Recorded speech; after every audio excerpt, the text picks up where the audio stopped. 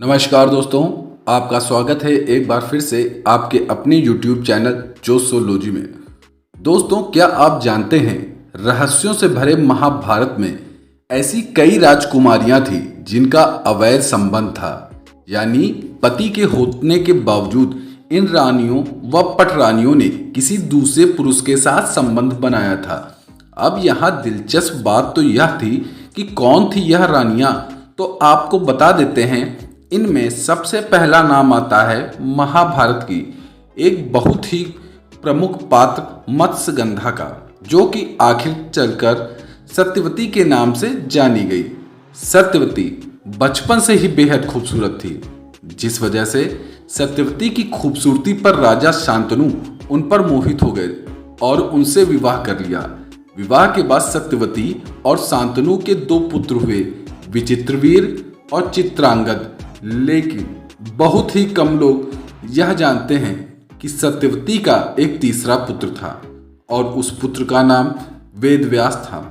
दोस्तों, आपको बता दें, द्वापर युग में पराशर नाम के एक ऋषि यमुना पार करने के लिए नाव पर सवार हुए, लेकिन खुशकिस्मती से उस दिन मछुआरे धीवर की जगह उसकी पुत्री सत्यवती नाव चला रही थी।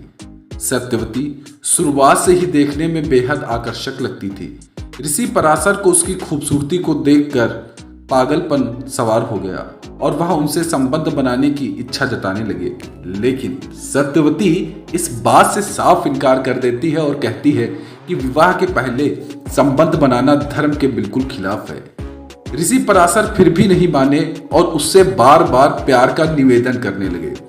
आखिरकार अंत में जाकर सत्यवती उनके साथ संबंध बनाने के लिए मान जाती है, लेकिन उससे पहले सत्यवती ने ऋषि के सामने 3 शर्तें रखी। पहली शर्त यह है कि उन्हें संबंध बनाते हुए कोई ना देखे, और ऐसा ही सुनते ऋषि पराशर ने उस जगह को एक सुनसान द्वीप में परिवर्तित कर दिया। सत्यवती ने उनके सामने दूसरी शर्त रखी कि संबंध बनाने के बाद भी उनका कुंवारापन भंग नहीं होना चाहिए, जिस पर ऋषि पराशर ने उन्हें वरदान दिया कि संतान के जन्म के बाद उनका कुंवारापन दोबारा पहले जैसा हो जाएगा। इसके पश्चात सत्यवती ने अपनी तीसरी इच्छा बताते हुए ऋषि पराशर से कहा कि उनके शरीर की मछली जैसी दुर्गंध मनमोहक सुगंध में बदल जाए, जिसके बाद पराशर ऋषि ने अपनी शक्तियों से उस द्वीप के चारों ओर एक सुगंधित वातावरण बना दिया। ऐसा होते ही मत्स्यगंधा यानी सत्यवती के शरीर से मनमोहक खुशबू आने लगी। शर्तों के पूरा होने के बाद सत्यवती और ऋषि पराशर ने नाव में ही नजदीकियां बनाई, जिसके कुछ महीनों बाद सत्यवती को एक पुत्र की प्राप्त हुई, जिस पुत्र का नाम कृष्णद्वैपायन वेदव्यास रखा गया, जो आगे चल करके ऋषि व्यास के नाम से विख्यात हुए। सिर्फ इतना ही नहीं दोस्तों, सत्यवती की तरह उनकी दोनों बहुओं को कई पराये पुरुषों के साथ पुत्र प्राप्त के लिए संबंध बनाने पड़े। जी हाँ दोस्तों, सत्यवती के पुत्र वेदव्यास से दरअसल मित्रों सत्यवती से राजा शांतनु के दोनों पुत्र विचित्रवीर और चित्रांगद का विवाह हुआ। दोस्तों, विचित्रवीर और चित्रांगद का विवाह अंबालिका और अंबिका नाम की राजकुमारी से हुआ, लेकिन विवाह के कुछ समय बाद ही विचित्रवीर और चित्रांगद की युद्ध में मृत्यु हो गई। उस समय हस्तिनापुर की महारानी सत्यवती अपने वंश को मिटने नहीं देना चाहती थी, इसलिए सत्यवती ने अपने तीसरे पुत्र व्यास को बुलाया और उनसे अपनी बहुओं अंबिका और अंबालिका से संतान उत्पन्न करने का निवेदन किया। सबसे पहले बड़ी रानी अंबिका को वेदव्यास के पास भेजा गया, पर अंबिका उनके तेज से इतना डर गई कि वह अपने नेत्र बंद कर लेती हैं। जब छोटी रानी अंबालिका को वेदव्यास के पास भेजा गया तो वह वेदव्यास को देख करके सहम उठी और उनके पूरे शरीर का रंग उड़ गया। जिसके बाद वेदव्यास वापस आते हैं और अपनी मां सत्यवती को बताते हैं, माता, अंबिका को तो बेहद तेजस्वी पुत्र होगा, मगर नेत्र बंद करने के कारण वह अंधा होगा। और उन्होंने बताया कि अंबिका से होने वाला पुत्र ही राजा बनने के योग्य होगा, तथा उन्होंने बताया कि छोटी रानी जो मेरे पास आई थी वह मुझे देख करके पसीना पसीना हो गई। उसके चेहरे का उड़ गया, इसलिए उससे पैदा होने वाला संतान रोगग्रस्त होगा। यह सुनने के बाद रानी सत्यवती को बहुत चिंता हुई। दोस्तों आपको बता दें, अच्छे पुत्र की कामना को लेकर के सत्यवती ने पुनः वेदव्यास के पास बड़ी रानी अंबिका को भेजने का निश्चय किया, लेकिन अंबिका इतना ज्यादा डर चुकी थी कि वह खुद ना जा करके अपनी दासी को भेजती है वेदव्यास के पास। दासी बिना किसी संकोच के साथ वेदव्यास के साथ संबंध बनाती है।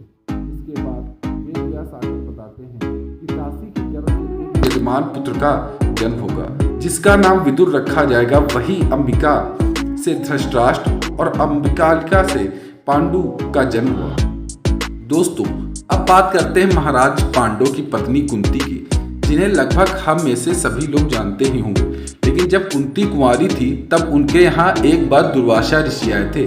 कुंती ने दुर्वासा ऋषि की खूब सेवा की थी और उनकी सेवा से प्रसन्न होकर दुर्वासा ऋषि ने कुंती को एक पुत्र मंत्र दिया और कहा कि वह इस मंत्र की सहायता से जब चाहे किसी भी देवता का आवाहन करके उनके अंश की प्राप्त कर सकती है। ऐसे में दुर्वासा ऋषि के जाने के बाद राजकुमारी कुंती ने एक दिन मंत्र को परखने के लिए सूर्यदेव का स्मरण किया और जैसे ही वे सूर्य देवता आए और उन्होंने कुंती के साथ संबंध बनाया और महारथी कर्ण का जन्म हुआ। लेकिन तब राजकुमारी कुंती कुंवारी थी, इसलिए उन्होंने लोक लज्जा के कारण अपने पुत्र को एक बक्से में रखकर उन्होंने नदी में बहा दिया। आगे चलकर कुंती की शादी महाराज पांडु से होती है। तब कुंती को पता चलता है कि एक ऋषि के श्राप के कारण उनके पति महाराज पांडु को संतान नहीं हो सकती, जिसके बाद कुंती ने महाराज पांडु की आज्ञा से दुर्वासा ऋषि द्वारा दिए गए मंत्र की सहायता से पवनदेव और इंद्रदेव से गर्भ धारण किया, जिससे उन्हें 3 पुत्र प्राप्त हुए, जो आगे चलकर युधिष्ठिर, भीम और अर्जुन कहलाए। राजा पांडु की एक दूसरी पत्नी माद्री थी, जिन्होंने कुंती से मंत्र धारण करके अश्विनी कुमारों का आवाहन किया और उन्हें भी नकुल और सहदेव के रूप में पुत्र की प्राप्त हुई। दोस्तों तो यह थी वह कथाएं जो शायद ही आपको मालूम हो। अगर आपको मेरी बताई हुई बातें पसंद आई और आपको ये वीडियो अच्छी लगी तो आपसे निवेदन है इस वीडियो को पूरा देखें और इस वीडियो को अपने सभी मित्रों में शेयर करना ना भूलें। दोस्तों अगर आप भी ऐसी ही और सारी वीडियो देखना चाहते हैं तो आपसे निवेदन है कि हमारे चैनल को सब्सक्राइब कर लें और हमारे चैनल में बेल आइकॉन को दबाना ना भूलें। अगर आप भगवान शिव को मानते हैं तो कमेंट में एक बार ओम नमः शिवाय जरूर लिखें। धन्यवाद।